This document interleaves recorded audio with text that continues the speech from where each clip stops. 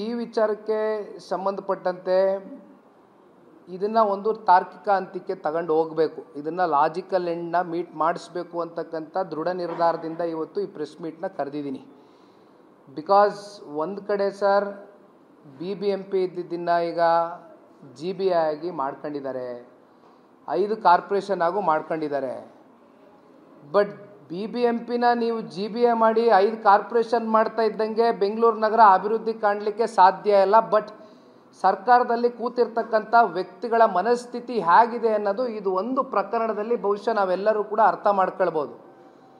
ಕೇವಲ GBIನ ನಾವು ಸೃಷ್ಟಿ ಮಾಡಿ 5 ಕಾರ್ಪೊರೇಷನ್ಗಳನ್ನ ಮಾಡಿ ಇದಿಷ್ಟು ಕಾರ್ಪೊರೇಷನ್ಗಳನ್ನ ನಾವು ಹಿಡ್ಕೊಬಿಡ್ಬೋದು, ಇದನ್ನ ಹಿಡ್ಕೊಂಡು ನಾವು ರಾಜಕಾರಣ ಮಾಡ್ಬೋದು, ಇದರಲ್ಲಿ ಡಿಲಿಮಿಟೇಷನ್ ಇರ್ಬೋದು, ರಿಸರ್ವೇಷನ್ಗಳಿರ್ಬೋದು, ಇವೆಲ್ಲದರಲ್ಲೂ ನಾವು ಆಟ ಆಡ್ಕೊಂಡು ರಾಜಕಾರಣ ಮಾಡ್ಬೋದು ಬೆಂಗಳೂರು ನಗರದಲ್ಲಿ ಅಂತ ಇವತ್ತು ಒಂದು ಪರಿಕಲ್ಪನೆಯನ್ನು ಈ ರಾಜ್ಯ ಸರ್ಕಾರದ ಕೆಲವೊಂದಷ್ಟು ಮಹನೀಯರೇನು ಇಟ್ಕೊಂಡಿದ್ದಾರೆ.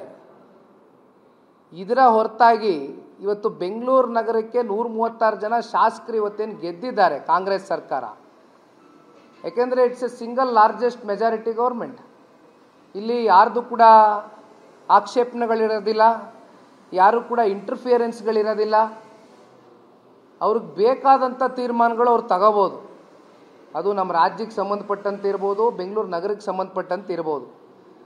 ಆದರೂ ಕೂಡ ನಾನು ಈಗ ತಾನೇ ಪ್ರಸ್ತಾವನೆ ಮಾಡ್ದಂಗೆ ಗುಂಡಿ ಮುಚ್ಚೋದ್ರಿಂದ ಹಿಡಿದು ಫ್ಲೈಓವರ್ಸು ಅರ್ಧಂಬರ್ಧ ಆಗಿ ನಿಂತಿರೋದ್ರಿಂದ ಹಿಡಿದು ಅನೇಕ ವಿಚಾರಗಳು, ಇದು ಯಾಕೆ ಅಡ್ರೆಸ್ ಮಾಡೋದಕ್ಕೆ ಇವ್ರಿಗೆ ಟೈಮ್ ಇಲ್ವಾ, ಕಮಿಟ್ಮೆಂಟ್ ಇಲ್ವಾ, ಕಾಳಜಿ ಇಲ್ವಾ? ಬರೀ ಇದು ಯಾವುದೋ 613 ಕೋಟಿ ರೂಪಾಯಿ ಈ ವಿಚಾರದಲ್ಲಿ ಇಷ್ಟು ಅವರು ಸಮಯ ಕಳೆಯೋದ? ಇದನ್ನೇ ಅವರು ಒಂದು ಸ್ವಲ್ಪ ಬೆಂಗಳೂರು ನಗರದ ಅಭಿವೃದ್ಧಿಗೆ ಹೆಚ್ಚಾಗಿ ಸಮಯ ಕೊಟ್ಟರೆ ಬಹುಶಃ ಅವರು ಕೂಡ ಬೆಂಗಳೂರು ನಗರಕ್ಕೆ ಏನಾದರೂ ಅವರ ಆಡಳಿತ ಅವಧಿನಲ್ಲಿ ಹೌದಪ್ಪ ನಾನು ಈ ಥರ ಕೊಡುಗೆ ಕೊಟ್ಟು ಹೋದೆ ಅಂತ ಅವ್ರಿಗೂ ಕೂಡ ಒಂದು ಹೆಸರಾಗ್ತದೆ. ಬಟ್ ಇದು ಯಾವುದು ಬೇಡ ಇವತ್ತು ಕಾಂಗ್ರೆಸ್ಗೆ.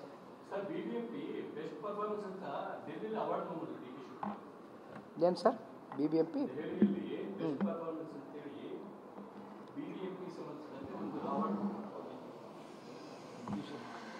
ಸರ್ ಇವತ್ತು BBMPಲಿ ಬೆಸ್ಟ್ ಪರ್ಫಾರ್ಮೆನ್ಸ್ ಅಂತ ಅವಾರ್ಡ್ ಸಿಕ್ಕಬೇಕಾಗಿರೋದು ಬೆಂಗಳೂರು ನಗರದಲ್ಲಿ ಇರ್ತಕ್ಕಂಥ ನಾಗರಿಕರಿದ್ದಾರಲ್ಲ ಅವ್ರ ಕಡೆಯಿಂದ ನೀವು ಅವಾರ್ಡನ್ನು ಸ್ವೀಕಾರ ಮಾಡಬೇಕು. ಅವ್ರ ಮನಸ್ಸುಗಳಲ್ಲಿ ಅವರ ಹೃದಯಗಳಲ್ಲಿ ಹೌದಪ್ಪ ಉಸ್ತುವಾರಿ ಮಂತ್ರಿಗಳಾಗಿ ಯಾರೂ ಮಾಡದೇ ಇರತಕ್ಕಂಥ ಒಂದು ದೊಡ್ಡ ಬದಲಾವಣೆಯನ್ನು ಬೆಂಗಳೂರಿನ ಸಚಿವರು ತಗೊಂಬಂದಿದ್ದಾರೆ ಅಂತಕ್ಕಂಥದ್ದನ್ನ ಅವ್ರು ತಗೋಬೇಕೇ ಹೊರತುಪಡಿಸಿ ಇನ್ಯಾವುದೋ ಅವಾರ್ಡ್ ತಗೊಂಬಂದೆ, ಇನ್ಯಾರೋ ಬೇಸ್ಗಿರಿ ಪಟ್ಕೊಂಡೆ, ಇನ್ಯಾರೋ ನನಗೆ ಬೆಂತಟ್ಟಿದ್ರು ಅಂತ ಬೆಂತಟ್ಕೊಳ್ಳೋದ್ರಲ್ಲಿ ಅರ್ಥ ಇಲ್ಲ.